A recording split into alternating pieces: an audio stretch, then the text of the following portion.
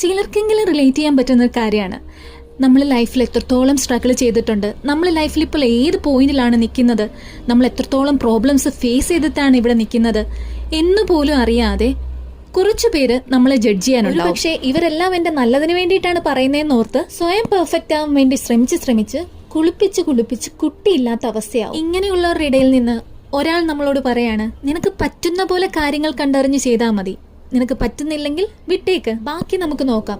A അല്ലെങ്കിൽ B എന്നൊരു option ഉണ്ട്, ബി അല്ലെങ്കിൽ സി എന്നൊരു ഓപ്ഷൻ ഉണ്ട്, ഇതൊന്നും ഇല്ലെങ്കിൽ എന്തെങ്കിലുമൊക്കെ ഒരു ഓപ്ഷൻ ഉണ്ട്. അവിടെ ഇങ്ങനെ പറയുന്ന ഒരാളെ എനിക്കിപ്പോ ഉള്ളൂ, അതെന്റെ ഹസ്ബൻഡാണ് എന്ന് വെച്ച് എല്ലാം അദ്ദേഹം ആദ്യം തന്നെ ഒന്നും സമ്മതിച്ചു തരത്തില്ല കേട്ടോ. പക്ഷെ ഒരു കാര്യം കൂടെയുണ്ട്, ഏതെങ്കിലുമൊക്കെ കാര്യത്തിൽ വരുന്ന ആളുടെ ഡിസഗ്രിമെന്റ്സോ ആർഗ്യുമെന്റ്സോ എല്ലാം വളരെ പൊളൈറ്റ് ആയിട്ടാണ് എന്നോട് കമ്മ്യൂണിക്കേറ്റ് ചെയ്യുന്നത്. ചിലപ്പോഴെങ്കിലും എനിക്ക് തോന്നാറുണ്ട്, ഇതെന്താ എന്നോട് ദേഷ്യപ്പെടാത്ത ദേഷ്യൻ വരാത്തത് കൊണ്ടല്ല, കൺട്രോൾ ചെയ്ത് പിടിച്ചേക്കുക. അതെന്താണെന്നോ, ഞാൻ ആദ്യം പറഞ്ഞ പോലെ ഞാൻ ഏത് പോയിന്റിലാണ് നിൽക്കുന്നത്, ഞാൻ ഏത് പോയിന്റിൽ നിന്നാണ് എക്സ്ഹോസ്റ്റഡ് ആയിട്ട് സംസാരിക്കുന്നതെന്ന് അദ്ദേഹത്തിന് നല്ല വ്യക്തമായിട്ട് അറിയാം. ഈവൻ ഞങ്ങളൊരു ലോങ് ഡിസ്റ്റൻസ് റിലേഷൻഷിപ്പിലാണെങ്കിൽ പോലും.